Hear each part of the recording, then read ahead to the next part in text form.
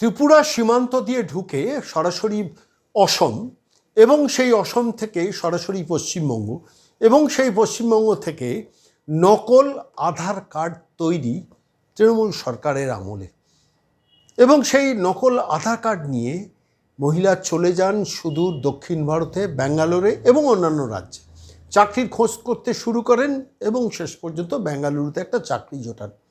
মহিলার নাম পূজা দাস।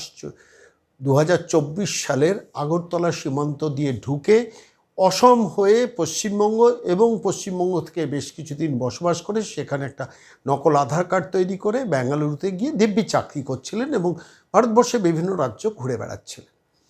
এরপর সেখানে তার পরিচয় হয় এক অসমবাসীর সঙ্গে এবং সেও সেখানে চাকরি করতেন এবং শেষ পর্যন্ত ভাবালাপ, প্রেমালাপ এবং শেষ পর্যন্ত কিছুদিন বাদে সেই অসমের যুবকটি তিনি ফিরে যান অসমে, কিন্তু অসমে ফিরে গিয়ে তিনি আর ব্যাঙ্গালোরে ফিরছিলেন না। শেষ পর্যন্ত এই মহিলা পূজা দাস তিনি শটান ফ্লাইট ধরে চলে যান গৌহাটি এয়ারপোর্ট তাঁর খোঁজে, সেই যুবকটির খোঁজে। এবং গৌহাটিতে নেমে যখন এয়ারপোর্ট থেকে বেরোচ্ছেন তখন তার চাল চলন দেখে কোনো একটা জায়গায় অসম পুলিশের সন্দেহ হয় এবং শেষ পর্যন্ত তাকে জিজ্ঞাসাবাদের জন্য ডিটেইন করা হয় এবং সেই জিজ্ঞাসাবাদে শেষ পর্যন্ত তিনি কনফেস করেন যে তিনি পূজা দাস নামে একটি আধার কার্ড তৈরি করেছিলেন পশ্চিমবঙ্গ থেকে এবং তার ঠিকানা দেখিয়েছিলেন দক্ষিণ দিনাজপুরের। দেখিয়ে সেই আধার কার্ড নিয়ে সারা ভারতবর্ষ ঘুরে এবং শেষ পর্যন্ত ব্যাঙ্গালোরে গিয়ে চাকরি, কর্মসংস্থান, রোজগার। আদতে তিনি বাংলাদেশ থেকে 2024 সীমান্ত পার হয়ে এই পথে তিনি এগিয়েছিলেন এবং শেষ পর্যন্ত তাকে বিএসএফ বর্ডার সিকিউরিটি ফোর্স পাকড়াও করে শেষ পর্যন্ত সম্ভবত বাংলাদেশে আবার তাকে পুশ ইন করে দেওয়া হবে। আমি আজকে এই ঘটনাটা বললাম কেন জানেন তো? ভারতবর্ষের অর্থনীতিতে এই বাংলাদেশ সীমান্ত দিয়ে অনুপ্রবেশ কতটা ভয়ানক, কতটা সাংঘাতিক, তার এটা একটা ছোট্ট উদাহরণ।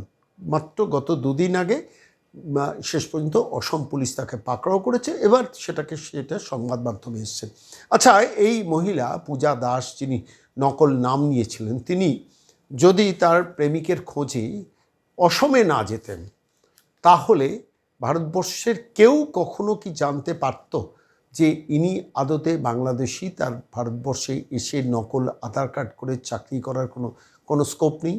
একজন ভারতীয় সেখানে চাকরি করতে পারত, সেটা চাকরি না করে একজন বাংলাদেশি সেখানে চাকরি করলেন নকল আধার কার্ড, এবং সেই নকল আধার কার্ড তৈরির কেন্দ্রবিন্দু কিন্তু মমতা বন্দ্যোপাধ্যায়ের পশ্চিমবঙ্গ ছিল। এটা বলার জন্যই আজকের এই প্রতিবেদনটা পেশ করছি। কেন বর্ডারটা খুব জরুরি, বর্ডার সিকিউরিটিটা কতটা জরুরি। ত্রিপুরা, অসম সেদিকে যথেষ্ট মনোযোগী হয়েছে, কিন্তু পশ্চিমবঙ্গ মমতা বন্দ্যোপাধ্যায় কিছুতেই সেই সীমান্ত সংরক্ষণ করতে দিচ্ছিলেন না। শেষ পর্যন্ত পরিবর্তনের সরকার এসছে, 45 দিনের মধ্যে সমস্ত বর্ডার সিকিউরিটি ফোর্সকে তার জমি হ্যান্ডওভার করবেন কথা হয়েছে এবং অচিরেই হয়তো সেই ফাইনালি সীমান্ত সংরক্ষিত হবে। ভেবে দেখুন, এই ঘটনাটার পেছনে দুটো তিনটে খুব ইম্পর্টেন্ট সেগমেন্ট। 1 নম্বর সেগমেন্ট হচ্ছে বর্ডার কেন সিকিউর করা দরকার, সিকিউরিটি সংরক্ষিত করা দরকার, অর্থাৎ সীমান্তে কেন কাঁটাতার দেওয়া দরকার। 1 নম্বর প্রয়োজন, যেটা মমতা বন্দ্যোপাধ্যায় স্বীকার করতে চাইতেন না।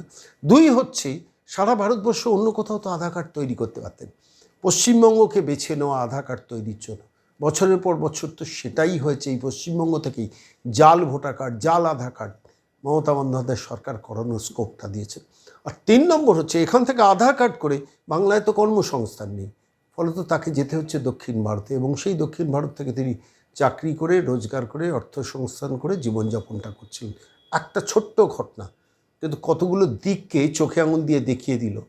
অন্তত আশার কথা, আনন্দের কথা, শেষ পর্যন্ত অসম পুলিশ তাকে আইডেন্টিফাই করেছেন। এরকম কত মানুষ সারা ভারতবর্ষে ছড়িয়েছেন আমরা কিন্তু কেউ জানি না, এবং তাদের হয়তো ভোটার কার্ড, আধার কার্ড এই হচ্ছে ডেস্টিনেশন।